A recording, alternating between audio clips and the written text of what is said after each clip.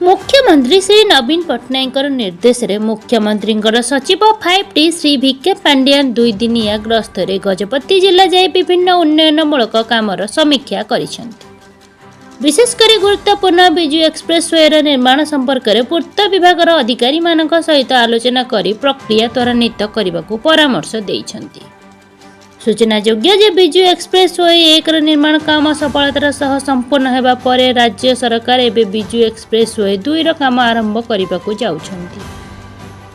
राज्यर अर्थनैतिक और सामाजिक विकास दृष्टि यह खूब गुरुत्वपूर्ण वहन करे। 305 किलोमीटर दीर्घ यह रास्ता ब्रह्मपुर सहर को जयपुर सह जोड़िबो एवं यही प्रकल्प पाए प्राय 7000 कोटी टंका विनियोग करा जिवो। यह संपूर्ण भाव एक नुआ प्रकल्प ग्रीनफील्ड प्रोजेक्ट। यह गंजाम गजपति रायगड़ा और कोरापुट यह 4टी जिलार 15टी ब्लॉक दे निर्मित हेबो। गंजाम रे 23 किमी, गजपति रे 47 किलोमीटर, रायगढ़ रे 158 किमी और कोरापुट रे 57 किमी रास्ता तैयारी करा जिवो। यह द्वारा ब्रह्मपुर रु जयपुर को गस्त समय 8 घंटा रु 5 घंटा को कमी जिवो।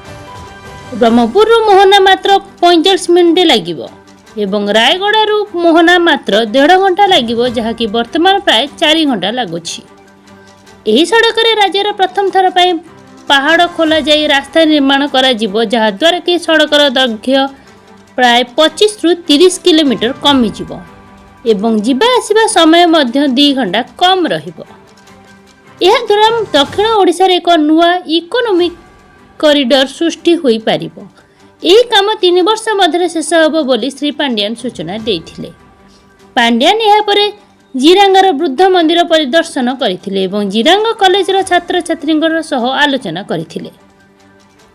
जिरांग कॉलेज रे 6 मास मध्य डिसेंबर सुधा स्मार्ट क्लास आरंभ करा जियो बोली से प्रतिश्रुति देइथिले। पिलामानक सह आलोचना करी से निज कॉलेज रो उन्नति पई काम करिबाकू पिलांगू परामर्श देइथिले। भल पाठ पढ़ी ओडिसा विकास रे योगदान रखिबाकू कहिथिले। यह सहित साधारण जनता को भेटी सेमानकर विभिन्न समस्या मध्य शुणिथिले। जिला स्तर रे जहाँ संभव ताकू तुरंत समाधान करबा पई जिलापाल को परामर्श देबा सहित अन्य समस्यार समाधान पई प्रस्ताव पठाइबाकू परामर्श देइथिले। जीरो रिपोर्ट अभिन्न न्यूज।